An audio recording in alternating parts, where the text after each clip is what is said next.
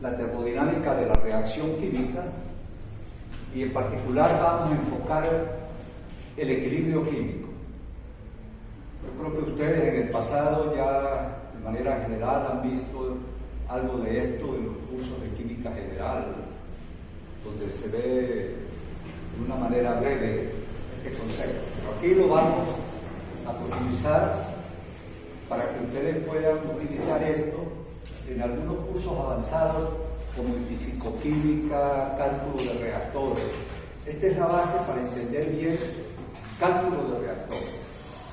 Y los detalles que vamos a observar acá van a servir para que los ingenieros químicos puedan apreciar de manera capital, vamos a decirlo así, la importancia del cálculo de reactores y cómo esto ayuda a ese diseño. Eso es un poco lo que quiero enfatizar. Al hablar de una reacción química,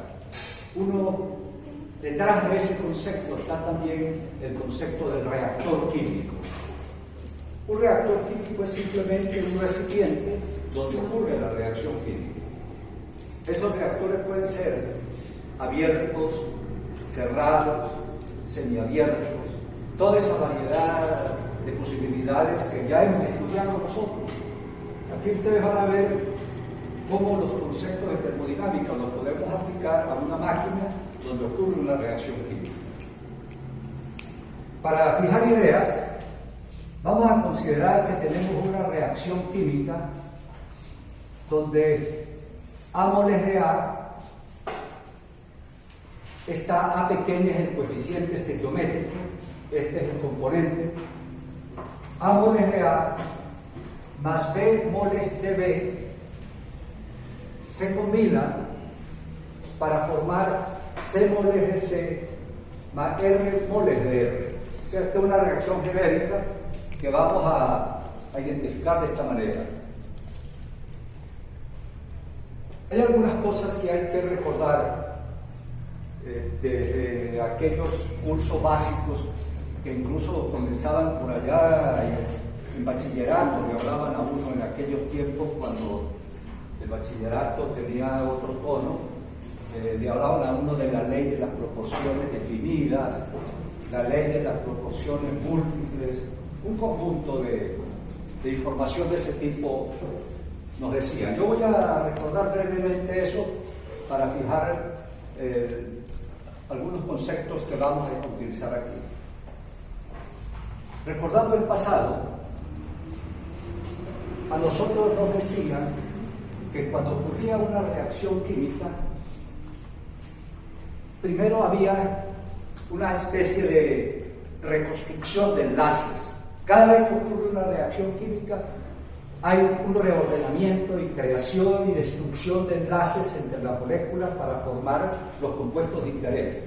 Por ejemplo, aquí tenemos A con B interaccionan para formar C y R. Eso implica un reordenamiento de los diferentes enlaces químicos. Aquí también hay otra cosa que tenemos que pensar. A puede ser, vamos a suponer, hidrógeno. B puede ser agua o cualquier otro elemento. C puede ser hidrógeno, oxígeno. R puede ser CO2. Eso no importa. Lo que sí hay que tener claro es que todas estas moléculas tienen una estructura electrónica. Y cuando ocurre una reacción química, hay un compartimiento de electrones dentro de los que configuran esa sustancia en particular. Particularmente los electrones de la última órbita son los que interaccionan cuando ocurren las reacciones químicas convencionales. Por otro lado, hay que pensar en cuánto se transforma de cada componente. Si vamos de nuevo a recordar el pasado de las leyes de las proporciones definidas, de la ley de las proporciones múltiples, nos decían algo como eso. Cuando A más B reaccionan para producir C más R,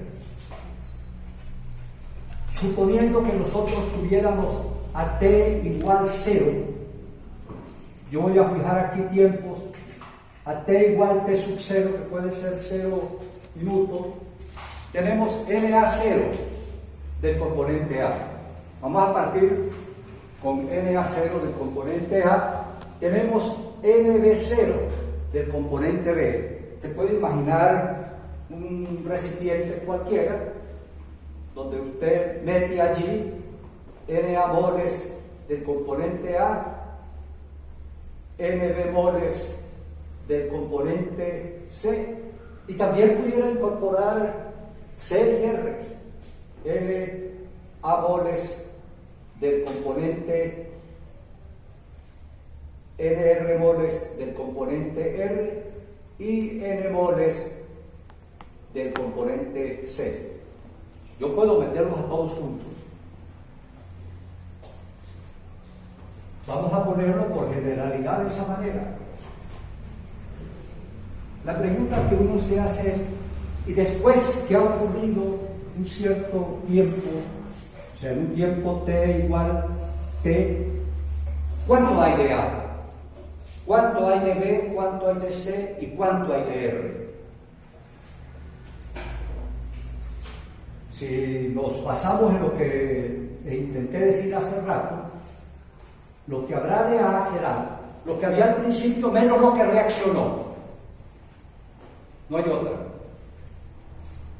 ¿Cuánto reaccionó? Vamos a lo que les traté de decir hace rato. Lo que reaccionó es igual al coeficiente estequiométrico por un factor que se mantiene igual para todos los componentes, porque los átomos no se parten al azar, sino en el proceso reaccionante ellos se combinan de una manera específica. Entonces, lo que hay en un cierto instante del componente A es lo que hay al principio menos el coeficiente estequiométrico por un factor que permanece constante, como le digo, para cada componente. Ese factor algunos lo llaman la extensión de la reacción, otros lo llaman grado de conversión de la reacción. ¿Cuánto habrá de B? Lo que había al principio menos lo que se convierte de él, que es el coeficiente estequiométrico por ese factor constante, o sea, menos B por X. ¿Y cuánto hay de C? Pues lo que había al principio más lo que se produce por el proceso de la reacción, o sea, NC0 más C multiplicado por ese factor. Y lo que hay de R, pues es lo que había al principio, más lo que se produce de él, que es su coeficiente estequiométrico por éxito. Éxito es, como les dije, el grado de avance de la reacción. Otros los llaman extensión de la reacción.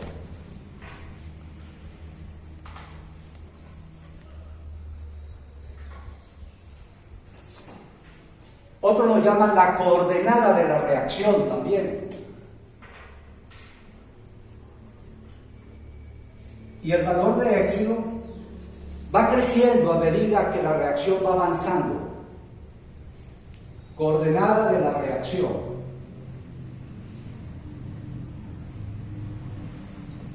Y si C está en moles, N está en moles, el coeficiente estequiométrico es adimensional, éxito está en moles. Podemos utilizar cualquier otra unidad de masa, pero en general se maneja en moles para hacer como más generalizado esto que estamos hablando. Nosotros pudiéramos compactar esta nomenclatura y decir que en cualquier instante los números de moles del componente I, para generalizar cualquiera, es igual a los moles que hay de I al principio, más el coeficiente estequiométrico que lo voy a significar con esta letra, más B sub I, multiplicado por éxito.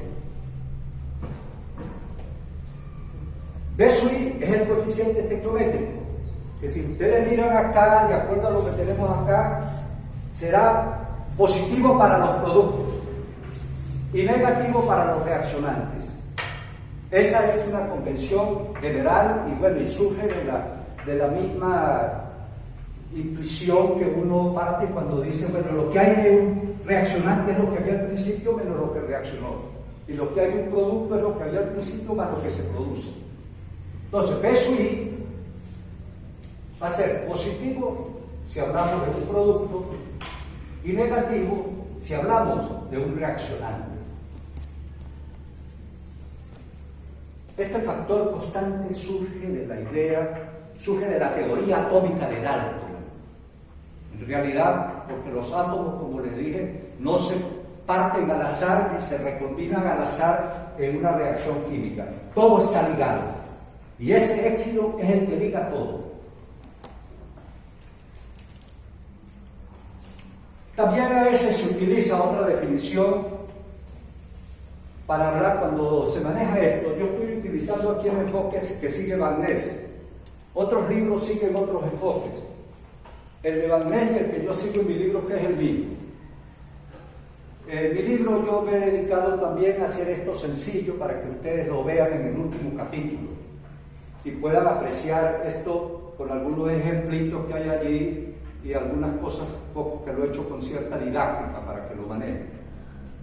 Pero quería también generalizar y decir que hay otro concepto que se utiliza en esto que se llama conversión. A veces no te hablan de grados de avance ni de éxito, sino te hablan de conversión y está asociado con la misma idea. Y la conversión de I simplemente va a ser igual al número de moles de I que hay al principio, menos los números de moles de I que hay en cualquier instante, dividido entre los números de moles de I que hay al principio. Usted puede interconectar esto y acá igual, porque sustituye N sub I 0 más N sub I X, ¿no? Y entonces te quedaría que N sub I 0, si despejamos de aquí, N sub I 0 menos N sub I es igual a menos N sub I X multiplicado sobre Ni 0. Y cuando estamos hablando de la conversión respecto a un reaccionante, serían los moles de I, por ejemplo de A, y aquí quedaría menos B por épsilon, pero menos por menos, porque es un reaccionante, me queda positivo, y la conversión es positiva. A veces te dan los problemas así, te dicen la conversión del sistema es 30%, pero usted tiene, para poder manejar esta concepción que estoy manejando aquí, tienes que buscar éxito a partir de la conversión. Entonces conectas con esto. Entonces, conocida la conversión, puedes despejar éxito si conoces el coeficiente tectométrico y la cantidad inicial del componente de interés. Usualmente las conversiones, en la mayoría de los casos, se refieren a los reaccionantes, la conversión de un reaccionante. Pero yo puedo definir conversión para cualquiera.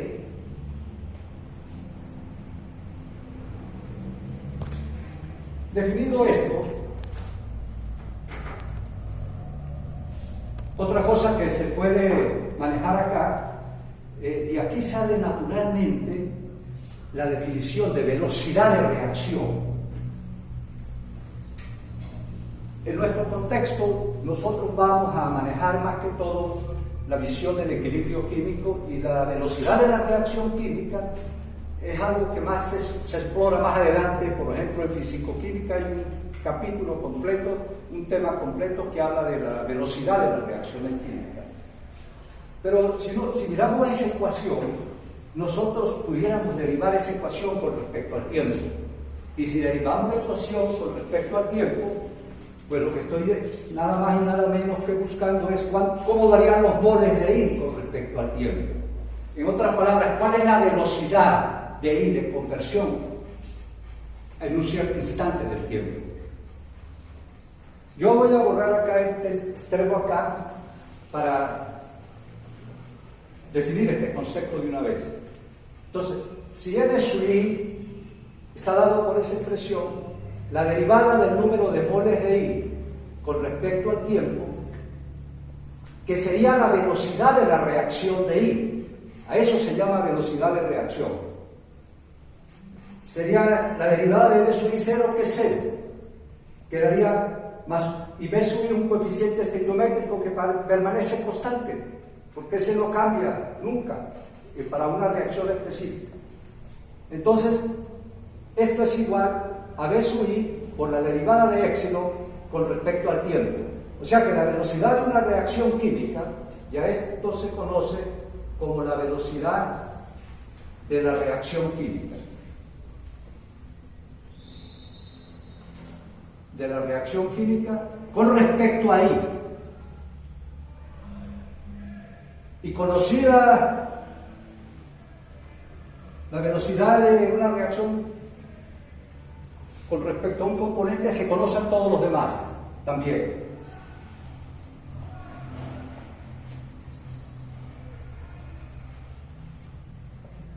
Traigo esta colación porque quiero mostrarles ahorita otra visión de la reacción química. Esta va a ser la nomenclatura que vamos a usar. Vamos a llevarnos en la mente esta ecuación, porque esta ecuación la usaremos toda esta semana en varios formatos. Y también ese modelo. Pero antes de entrar a definir algunas cosas, quisiera mostrarles ahora una pintura de cómo acontece una reacción química para que también vean cómo es la cosa, cómo se dan las reacciones. Entonces voy a borrar, ya tengo mi modelo, vamos a borrar este momento.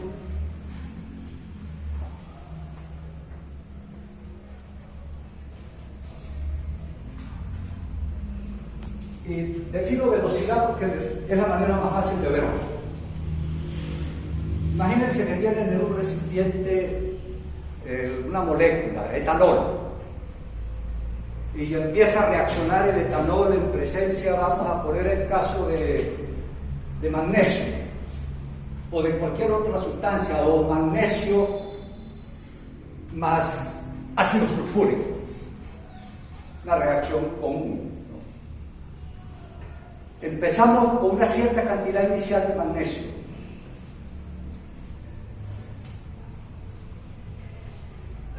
Vamos a imaginar a ver qué le pasa a lo largo del tiempo a esa sustancia. Vamos a generalizarlo para quitarle el nombre, vamos a llamarla una sustancia A. A medida que la reacción empieza a ocurrir en ese recipiente, la concentración de él, si es una sustancia reaccionante, como el caso que teníamos aquí, A más B para producir C más RR, a medida que empieza a reaccionar y avanzar en esa dirección, la concentración de A tendería a decrecer, empieza a reaccionar, empieza a consumirse a decrecer según una cierta curva, que va a depender de lo que se llama el orden de la reacción. Primer orden, segundo orden, tercer orden, dependiendo de las características del sistema, pero lo que sí es verdad es que desciende, empieza a descender.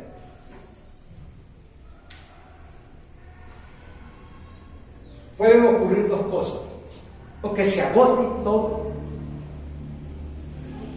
Eso ocurre cuando la reacción es totalmente reversible hacia la derecha. Hasta que se agota, hasta ahí se para. Por ejemplo, como lo estoy colocando aquí.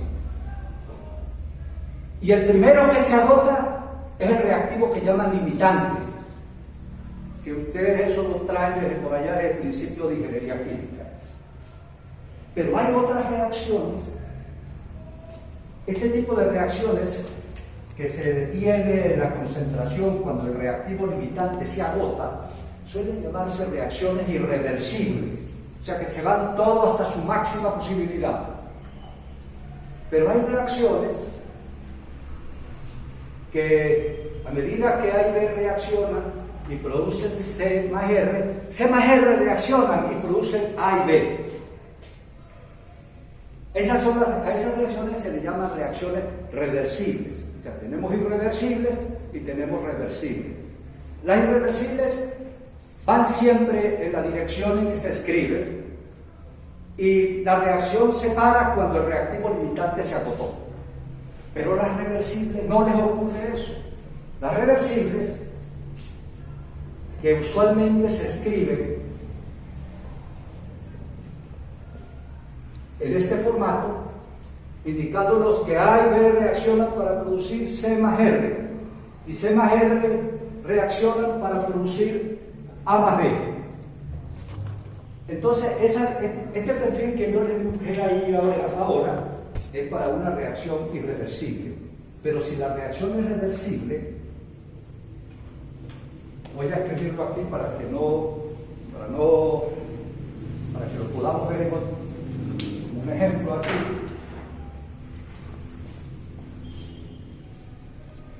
Se observa que si la reacción es reversible, entonces la concentración de A va bajando, empieza a decrecer, pero luego sigue constante cuando alcanza lo que se llama el equilibrio químico. O sea, para una reacción reversible como esta, no vamos a llegar a terminar la reacción en un punto. La concentración de A no se para aquí, sino que arranca la reacción durante un cierto tiempo y hay un momento en que la concentración de A se mantiene constante. En ese momento es cuando la velocidad de conversión de A hacia la derecha va a ser igual a la velocidad con la cual él se forma en esta dirección. Entonces, acá, después de un cierto tiempo cuando una reacción ocurre, alcanza equilibrio químico, que se llama. En ese momento, la concentración de A permanece constante y no varía, porque de la misma manera como ella se consume, como A se consume, él es producido por los productos. Y lo mismo le pasa a D, y lo mismo le pasa a C, y lo mismo le pasa a R. Pero por supuesto, como ahora estoy hablando de A, como ahora voy a hablar de B, entonces B pudiera tener un perfil